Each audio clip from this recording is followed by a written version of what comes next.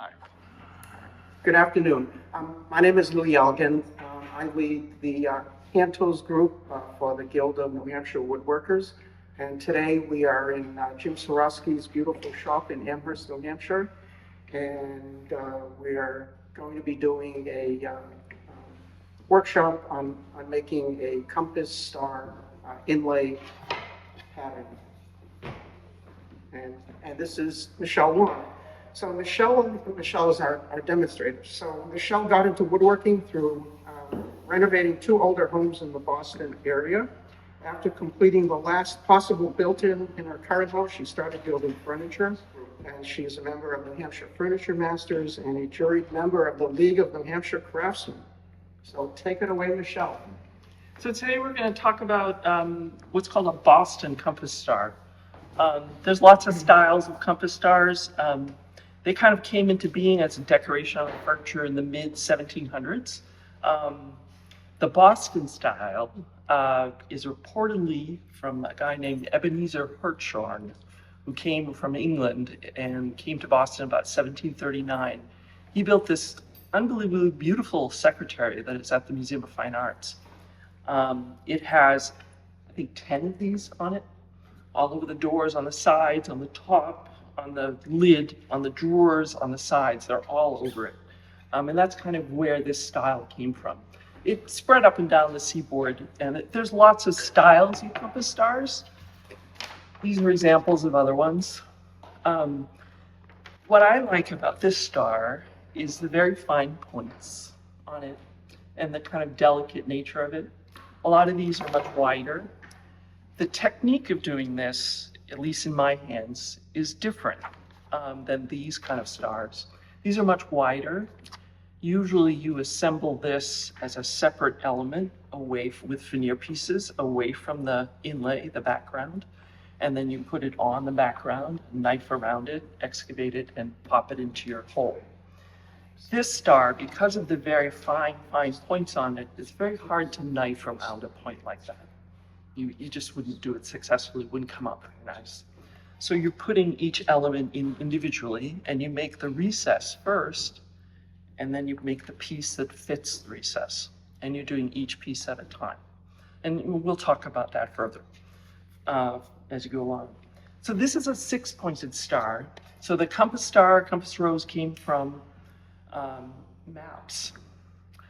Old style maps usually have these very elaborate drawings in the corner, which were north, west, east, south. And the map makers like to make them very pretty. And I think furniture makers saw them and said, wow, that'd be cool to decorate a piece of furniture with. So usually they're north, west, east, south. Obviously this is an adaptation because it's only 6 points. It's more of a star as opposed to a compass rose. We're choosing to do this because it's a little simpler and a little easier for a first star. This is not an activity that, it takes some time to inlay one of these. We have 3 hours today. We're not going to inlay an entire compass star in 3 hours. If you can get one ray in, you're doing good. So there's homework. And hopefully I'll give you the skills that you can go home and complete it yourself with your own tools and in your own time. When I make these in my shop, and I've made a lot of them now, I spent this summer demonstrating at a fair. I made a whole bunch of compass stars. These are ebony and holly, and then I turned them into boxes. I've also made quite a few shaker tables now, with compass stars on top, again inlaid in ebony and holly. And this is a turned top. I also put ebony and holly lining under the lid. This is a shaker candle stand reproduction table. It's about a bedside table height. They're a really nice classic element. I really love the combo of ebony, holly, and cherry. It's just a beautiful combo. So we're not going to be working with ebony and holly. It's a little pricey for what we're doing. We have maple and walnut. These are ripped to a little less than a 1/16 thick from the stock. I glue up boards about like this that are half walnut, half maple, and then I run them through the table saw. I have a certain way that I do it using a defense, which actually we can talk about that later. using a defense. There's a video by Chuck Bender on acanthus.com about how he rips things using a defense. If you want to rip very thin strips safely with keeping your fingers away from the blade. So that works very well. So to make a compass star, the first thing we need to lay it out. So this is the layout we're going to put on our boards. It has a chunk of cherry. I'm going to lay that out on there. So basically you want to find the center, and you only need, because we're doing the 6-pointed star, you need one line down the center. There is a little bit of layout issues here, so you can decide to put your star this way or this way. Your decision. One thing about that, when you're excavating them, the grain direction really matters. So you're going to be either cutting across the grain or with the grain. Across the grain is going to be harder than with the grain. So I tend to put the straight one going this way and these going this way. That makes this ray much easier to inlay, and these are not quite across the grain, they're a little skewed, so it makes it a little easier. But if you want to challenge yourself, you're welcome to try it that way. Whatever you want to do. So to do this, we need to find the midpoint of the board, which these boards are 9 7/8. So we'll do a 16th less than 5 and draw a line.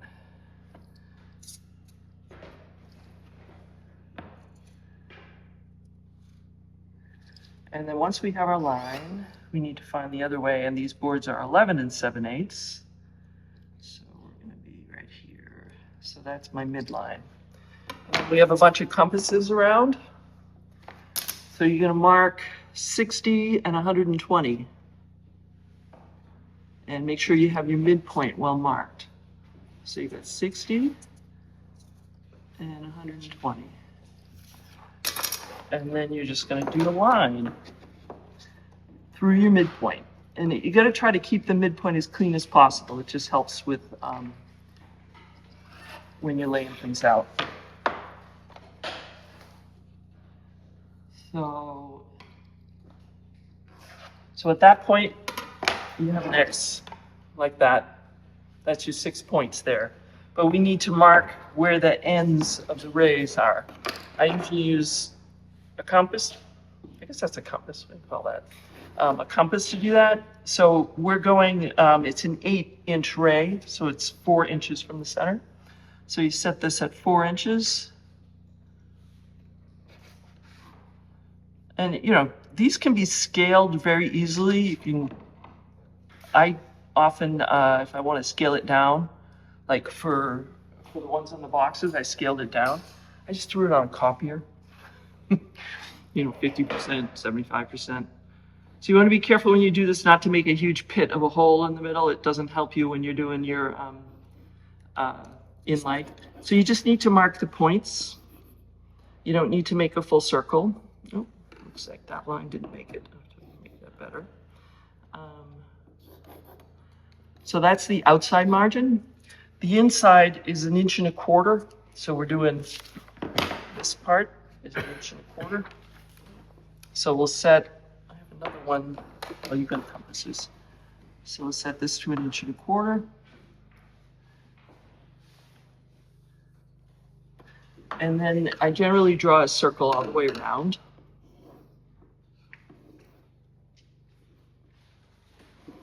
You gotta make sure your point stays in the middle. Otherwise you get a circle that's weird. Okay.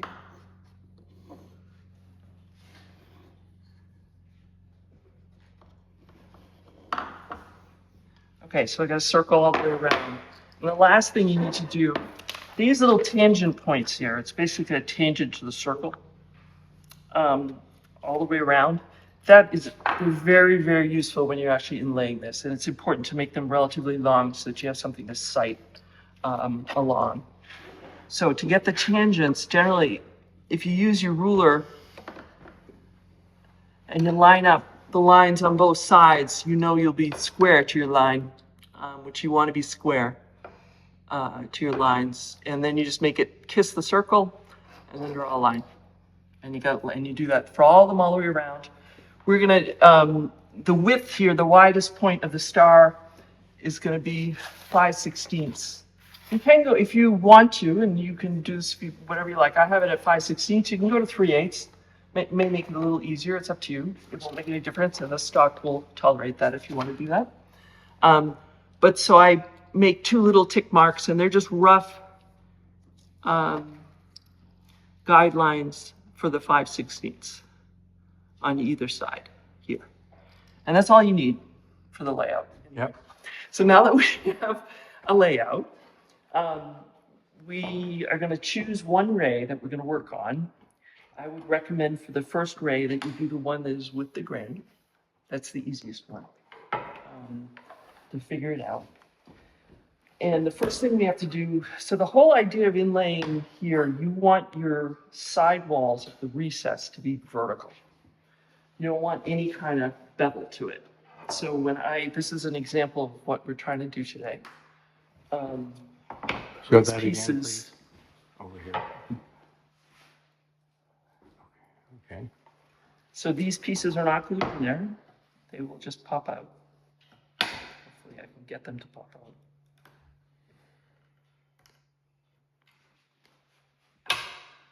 And the best way to do that is to use a chisel or a knife. So you can see I have this recess in there. It's about a 32nd deep. And the sides are very vertical. That's why the flat-backed knife. So that allows you to get a vertical side when you do your cuts. So the first thing we're going to do is score, and you might want to like move in here. This is little dinky stuff. So on the line, I'm going to mark the sides of 5/16. So you got your tangent, and this is the width, the widest point right here, 5/16. So you're going to take your straight edge. I have sandpaper in the back. This is an old rule that I have. I put sandpaper in the back, and if you find it's very slippy, I have some sandpaper if you're willing to put it on your ruler. That can be helpful so it doesn't slide around, because we are using a marking knife, and the whole idea is to get a very nice clean cut with no bobbles, because that will make it look like it doesn't fit very well. So what I do to try to stop, because it's very easy to go past your marks, and that will show when you finish the thing. The knife line will be really obvious, and you don't want to do that. So I have this lined up with the tip, and I have it lined up with the mark there. It's a little too far away there. I'll put a little stab with just the tip, and then another little stab here. And those act as starts and stops, so you don't overrun it. Because again, if you overrun this, you will see that line. And you may do it. It's not the end of the world. Just keep moving. It's okay. So then you can see the tip kind of pops in there. Mm-hmm. So then you're going to mark, and you got to keep it vertical.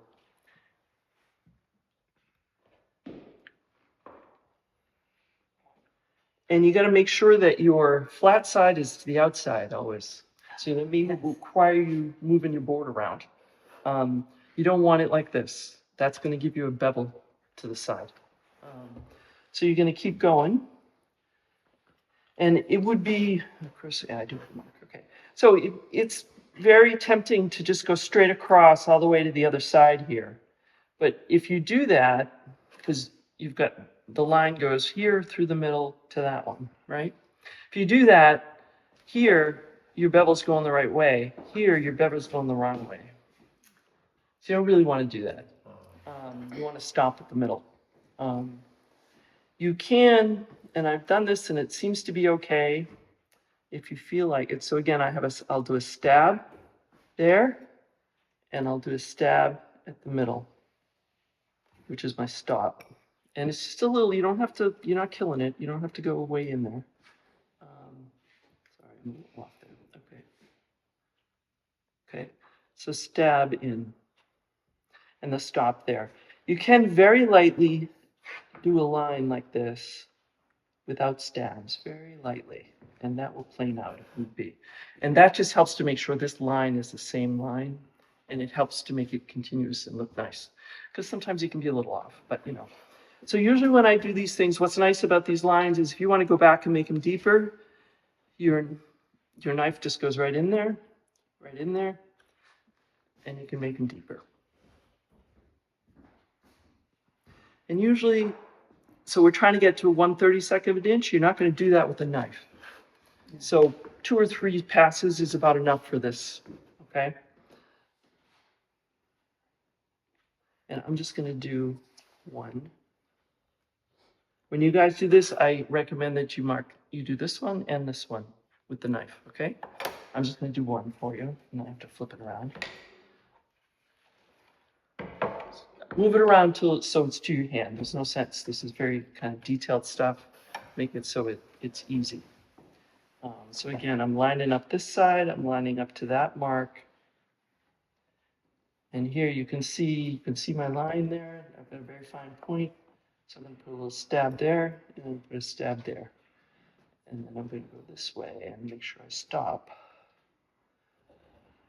And the first pass, usually you do a little lighter, and the second one you do stronger.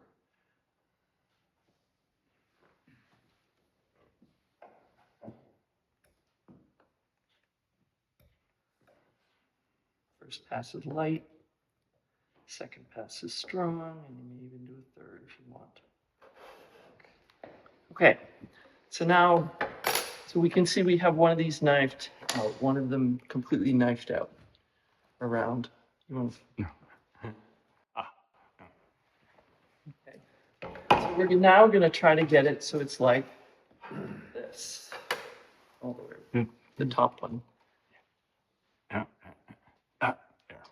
Hang on. Okay. Perfect. So the way I start with that is I pop a chip. So a nice sharp chisel. This is too small. A bigger one. This. So we have this knife line cut. So I'll get a big one. Michelle, Yeah. you're very good at that. Somebody like me that's kind of spatially challenged, I'm not so good at keeping things square. What I have used in the past, Tom McLaughlin used to cut me a thick piece, Yep. and I use that as the frame of reference for the back. So you can use, instead of using a ruler, you could use a block of wood that gives you a much taller Yes. reference to stick your knife against. That worked great for me. Yep, that's a good idea. It needs to be nice and flat and straight. But okay, so now we have this. So if you keep the chisel a low angle, you can see I'm basically using my knuckles to determine the angle there. Low angle, and you put it maybe a 1/16 away, and you pop chips. So if you go around,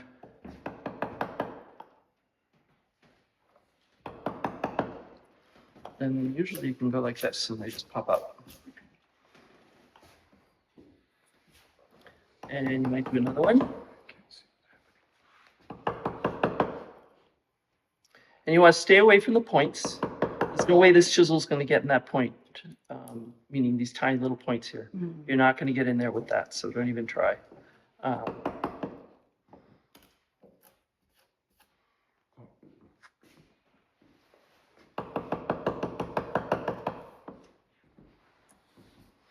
And the knife line acts as a stop for the chisel. Sometimes the chips won't release, and you go back to your. You can either, if you feel comfortable, you can knife it freehand like I do. I wouldn't recommend that for you guys. I'd recommend using a ruler to release the chips. That's why it's, make sure you get that knife line deep. It's probably not deep enough because I was rushing. Okay, so the chips kind of come out.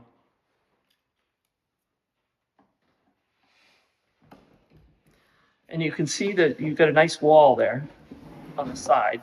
It's not, you can also use your chisel like this, and put it up against your line, and go like that, and the chips will come out. So you're going to do that all the way around. Did you say the depth you're heading for is 1/32? Yeah, so our stock is a little shy of a 1/16.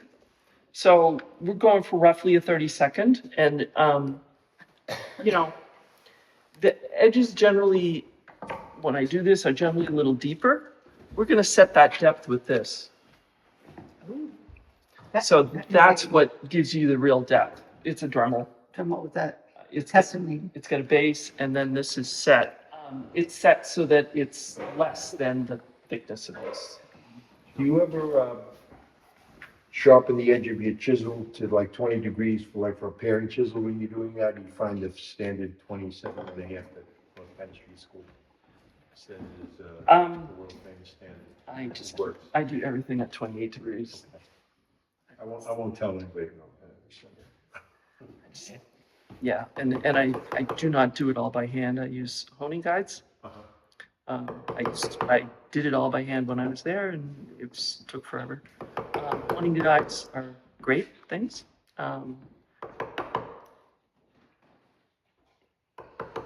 Okay.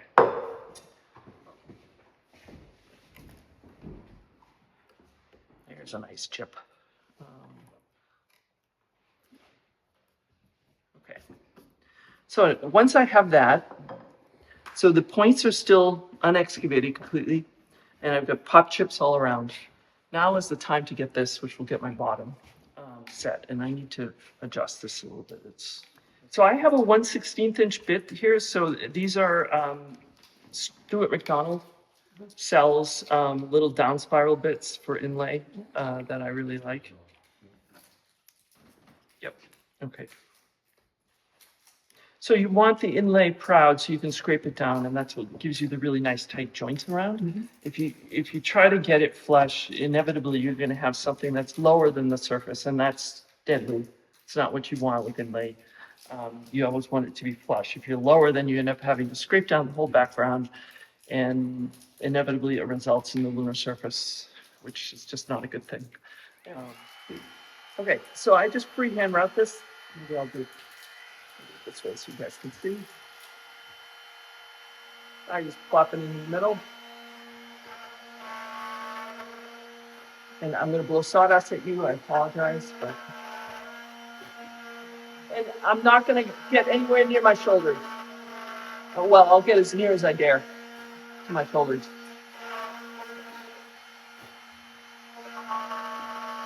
And yeah, you could use a bigger bit, but then you can't get into the points as far. So that's why I stick with the 1/16. You can use a 1/32, but I also find 1/32 bits, they sell 1/32 bits, are a little on the fragile side. So they're kind of easy to break. So the 1/16 seems to be the best compromise.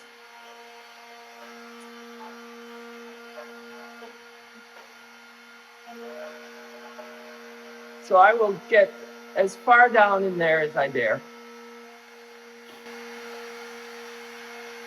without touching anything.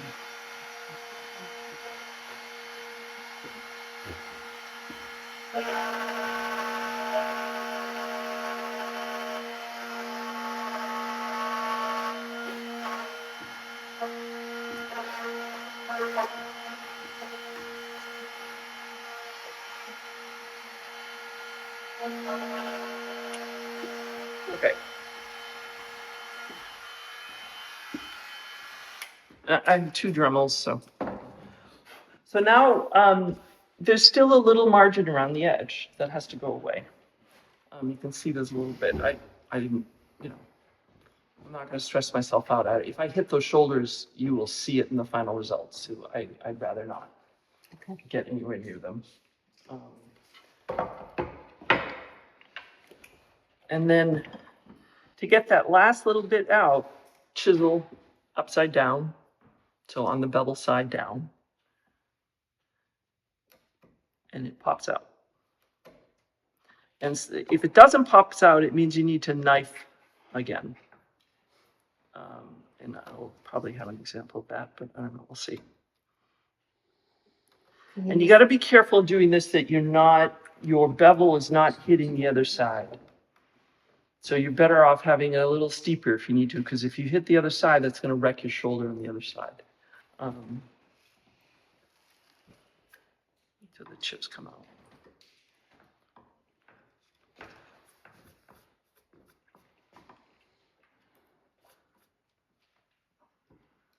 Okay.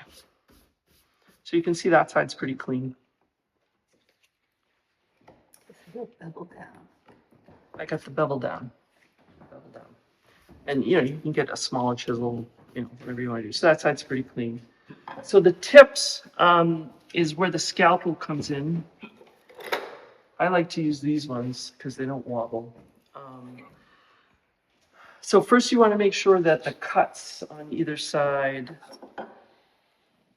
that these are nice and deep, which at this point, your knife should ride in the curve pretty easily in the cut line.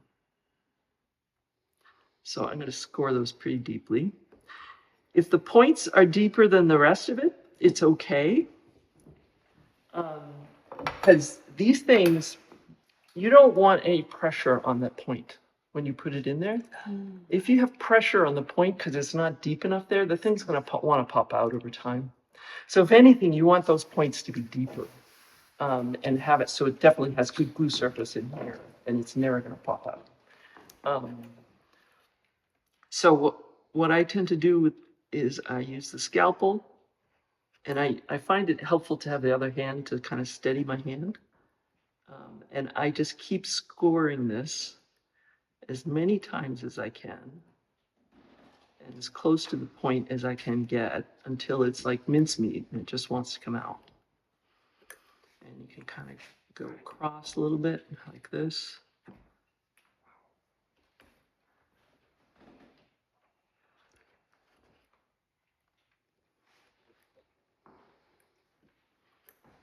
Okay, so I've scored that a gazillion times. And then the secret weapon tweezers. If you put these in there, it takes all the chips out. Nice. You can see the chips coming out, and that's from the scoring. And you know, I'm definitely deeper at the end here, but it doesn't matter, it's okay. And it looks like there's a little bit on the side there. So I need to rescore that. You got to be careful, like when you're doing this kind of stuff, that you don't wreck your shoulders. So, you know, if you do that, just do it in a way that doesn't wreck your shoulder. So Michelle, what's your trick if perhaps you excavate that point a little bit too much, so it's below the field line? What do you do? You mean past here? No, depth-wise. Depth-wise, again, if you're too deep on the point, it doesn't matter. It'll be glue space. Okay, And you don't want pressure on the point, so too deep is all right on the point. okay. So you don't need to worry about too much. I mean, you don't want to go to like a Right. quarter of an inch or Put the anything, glue but bolster it up and yeah, so but if flush. you're at a 16th, or even, and you know, 3/16ths, or well, an eighth, whatever, you're gonna be fine. It's important to not have the pressure on the point. So this is where there's a resistant little thing. Where's my little? So this is a 1/16th chisel, dinky little chisel. And then this is a chip carving knife. There's one little resistant thing on the side here that doesn't want to come out. And you guys are welcome to borrow these tools. There it is. Okay, so you're picking away at it. And I have if you don't want to, I mean, these things are not cheap. So I have a handmade tool, which consists of a chunk of bandsaw blade Oh, that has a little hook in it. Okay. And I've sharpened the point. So that's great and free. And that goes really well in the point here. You can just go droop, droop. So that one's pretty well excavated. I didn't get as far to the point as I would like to here. But that's definitely, but yeah, so you can see on this one, I have a few shoulders that are not perfect there. It'll be all right. Like there's a little chip on the shoulder here and a little chip on the shoulder there. And you can see where it'll be all right. It'll survive. Okay. No, it won't. When you're But that's what you're going for. It's just working at it until it gets when you're there. mucking and excavating the inside near the center point, Yes. is it a concern being Short grain is a huge concern there. So when I do these things, and I do it a specific way because of the short grain issue. So what he's talking about is very key here. So we're doing this arrow, this group of rays. When you're doing these two group of rays, the little triangle here between these two rays is complete short grain. It's very prone to chipping out. So you don't ever want to excavate this ray and this ray at the same time. You want to do, so I do one whole ray. Usually what I do is I'll do one whole ray one day. It takes me about an hour and a half or so, and then I'll glue it in there. And then the next day I come back after it's all dry, scrape it flush, then I'll do the next ray. And then the next day I'll do the third ray. And that way, you know, it's very detailed work. You don't want to do this for 8 hours a day. It's a marathon. Bananas. Yeah, doing that. So, you know, it spreads it out and it works well. And that avoids the short grain. So you don't get the chip outs in the middle, because the chip out, repairing a chip in the middle is really hard. So it's best to just not have any, if you can avoid it. A ray a day keeps a doctor away. Oh, wait, there we go. I like that. It keeps you sane. Where do you go? I'm not a doctor. It keeps you sane. Okay, so why doesn't everybody go try to do this? See how they're, and I'll walk around and help you and share tools and stuff. Okay, so now that we have a recess, we need to make the inlays that fit in the recess. And that's made out of this stock, which is a little less than a 1/16 of an inch thick. And hopefully our recess is around a little more than a 32nd of an inch thick. We need to make little fine points on the stock on both ends. And then there's a junction that needs to happen in the middle. And they're usually oriented so that the white is on opposite sides. It's extremely easy to confuse that. Point in question. This is one of the first ones I ever made. If you stare at it for long enough, you'll see how completely messed up it is. That's not. One lower. They're flipped. Yeah, it's flipped. You know, if you're just looking at it casually, you're not really going to see it. But It's more like lightning bolts that way. it's okay though. So be careful not to do that. My way of being careful not to do that is I mark up on one side, just to make sure that I get it right. Because I've even done that and then gone and glued it in wrong and had to run it all out and do it again. So just be careful. So the way I do this is I will take my stock, find a good part, and I have this routed groove. I'm going to make it long, so I'll make it a good 1/4 inch longer on each side, and I'm going to mark where the tip is, and then I'll mark the junction point in the middle. Actually, that's a really crappy area of stock. I'm going to use the other end. Okay, so we'll do that again. So a 1/4 inch roughly on each side. And then I mark where the tip is, and I mark where the junction point is. And then I chop that off. And it goes on the floor. Okay. Now, we need to create this little tip on the end. We're going to rough it out first. Yep, there it is. Okay. And I have blocks. I'll wreck my bench. So I try to find the widest blade I have, which for me is my number 7. It's still not long enough. This is 2 3/4. So I tend to make a pencil line, and you have to be careful because it may chip out. It may not cut very well. So I need 5/16 here, because that's what I'm doing. So I'm going to mark rough 5/16 here. So I have it marked 5/16 on the wide part, and that's where my tip is. So I'm going to just cut wider. I'm not even going to try a good 1/16 wide. I'm not going to even try to get near it. And it's going to take 2 chops with this blade.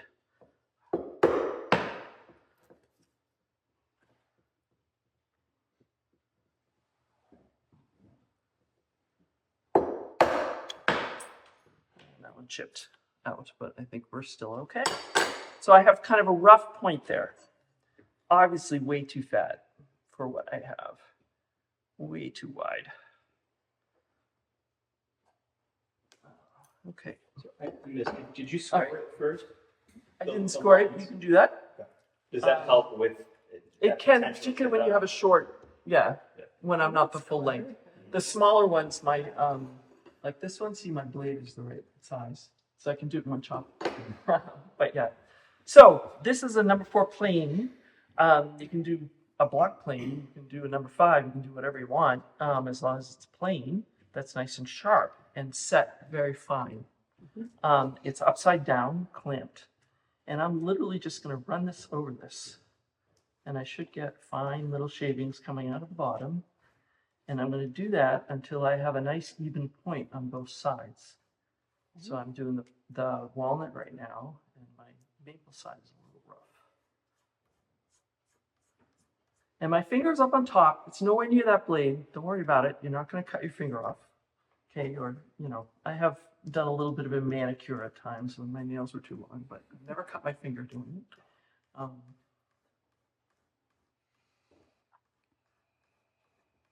think I need to set this plate a little deeper. Okay.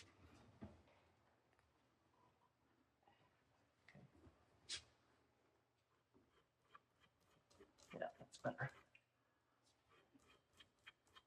So I'm just trying to do the tip. I'm not doing the rest of it. Okay. Just till we get a nice tip, and it needs to be even.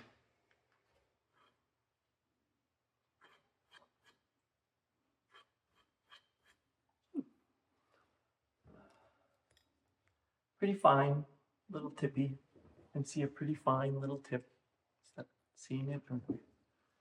So pretty fine little tip. So then I take it and I will see if it fits in my thing here. And I don't think I'm deep enough, so I'm obviously short here, but So you can see that tip fits pretty well in there. It goes in there. So now we're gonna wanna, I'm going to put my tangent line that I made on the circle. I'm going to roughly mark where that is. And the goal, it's obviously wide still here, quite wide. So I'm going to work on the upper part now, and I'll flip it around. And I'm going to keep doing this. And I'm stopping short of the tip. And I may it may be fat here because I'm stopping short of the tip. I'm going to try to get it so one side fits. And this is where the line down the middle, which I didn't do a line down the middle. What's this?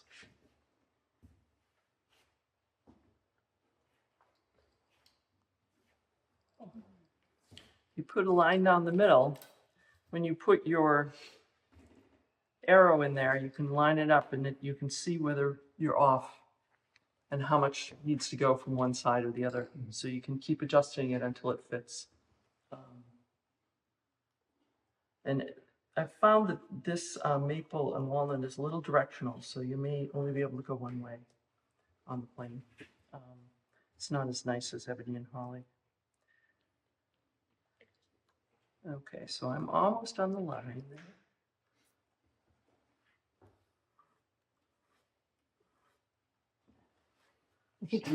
If you don't have a large number 7 blade, can you make do with a pencil mark and chisels, or is that just not? Just use the biggest chisel you have. Okay. And you'll have to do multiple chops. And Okay. the key with that would be just stay away from where the actual, from where you Okay. actually.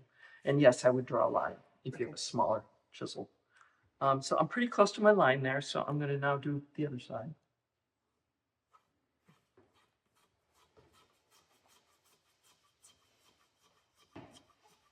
I'm doing this pretty fast. I recommend you do slower.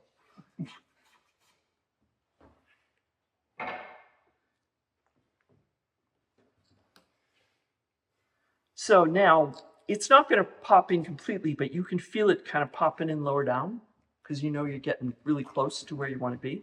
This is going to prevent it from popping all the way down. So the top part, it's going to keep it up. So I'll eventually shorten that a little bit. But I won't go all the way to where the joint is. The joint is the last thing you do.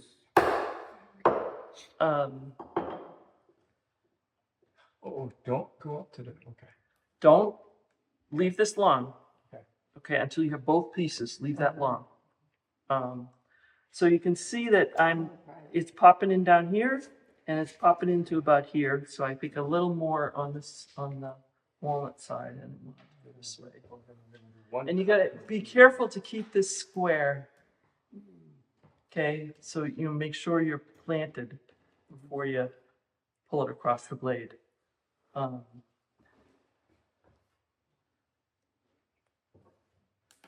So you can hear that popping in. Did you hear it? Yep, pops right in. Okay. So now this is long. We're gonna leave that be. Okay. What I'm gonna do is do the other one, which I don't have this fully excavated. I would do the other one, and then when I have, and it's the same process, it's smaller. It's a little harder with your fingers because it's smaller on here, which is why I gave you guys all some sandpaper. Nice. Because you can go to sandpaper with this as well. Sandpaper tends to round, so it's really much better to use your plane as much as you can. But for very fine adjustments, if you like there, but ever so slightly need a little more, running it over some 220 is a good thing. So I give you all a block to try to help with that. And with the little one, I find, holding a little dinky thing like this, it gets a little too hard. So using the sandpaper might be better to do that. So so we have this. So once you get each piece done in the point and as far up as you can fitted, you're going to take the either long one or short one, put it in here, lay it on top. So you lay it on top, and you've got your line, the tangents. So you can put a ruler there and bring the tangent across, and now you know where to chop. And I would recommend that you chop a little away from the line first, and then pare closely and carefully up to the line. It may take 3 or 4 chops to get it really nice. You don't want to try to do it on the first chop. It never works out well doing that. You won't get a nice vertical. And one of the key things about that chop is to make sure it's vertical. It needs to be very square, because otherwise they won't mate very well if you don't have them square. So once you have that one chopped, you can pop it in, like this one. So it pops in. Then you can take the other one and rest it in its tip and use this one and the line to draw a line on it, and then slowly chop it back until it pops all the way in. And there may be a little fussing with the sides to get it all to fit eventually. So what I would suggest you guys do is work on the big one and try to just get a big one that fits nicely into your recess. And then I can help you with the rest of it. Okay?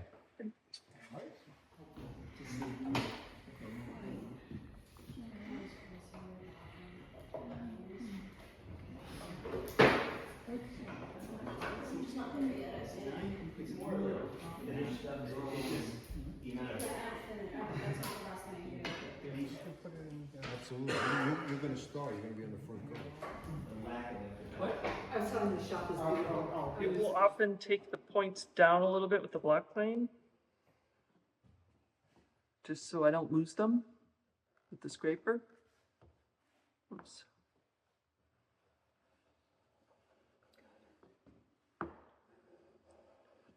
And generally you kind of want to go from, I'm going the opposite, but you want to go from wide to skinny. So you start in the middle and go out. So I will take it as close as I can with the block plane. If I start to see any kind of cherry shavings coming out of this, I will stop out of the top of my plane, and then it's time for scraper.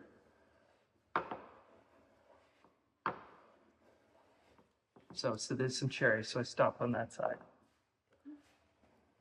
How were you able to get down the center points? The middle is always going to be higher. The block. Do you just do it at an angle and try to get where you can? You can, well, if you skew your plane, your cutting angle is lowered, so you get finer shavings and it's more delicate. So skewing is always, if you're having a hard time cutting, you skew it. Okay. And with this kind of stuff, skewing is a good thing. You can see I can get nice, very tiny little shavings here by skewing it. So would you, You're almost at a 90. so I'm you- very close, yeah. I'm very, way the heck out there. Yeah. Could you allow them and then do the planing or?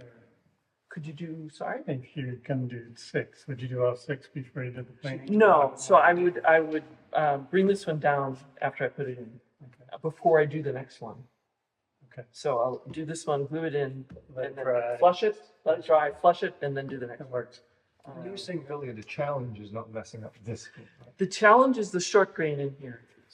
So like these two in particular, so you've got this one and this one right next to each other. The wood right there is going this way. It's gonna chip out if you're not careful. So so like I did this one, so the next one I'd probably do is do this one. And I would do it completely, glue it in there, flush it up, and then do the next one. And then you don't have any short grain problems then, because it's all supported all the time.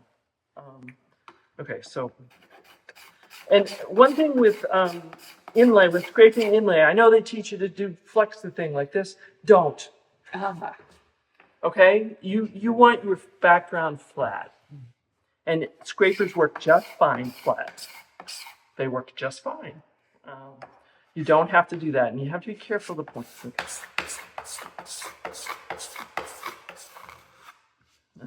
Cherry, the maple layers. And again, it's the same thing. Skew it if it's giving you trouble. Skew it. I'm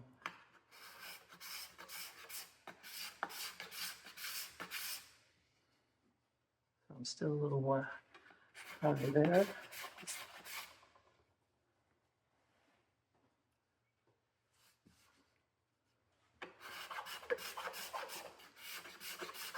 And you might have to relay your lay lines afterwards, but you can feel that. It's pretty good. It's a little high right there. Pretty good. You have to do that because your Dremel on the next guy is right, is gonna. You're gonna have to redo the lay lines. Yeah, I just redo them after. Okay. Yeah, and it's a little high right there. Yeah, that's better.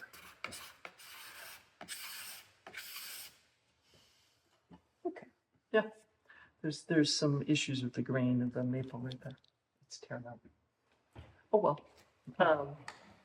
But you're welcome to look at that. It's pretty smooth, pretty flush.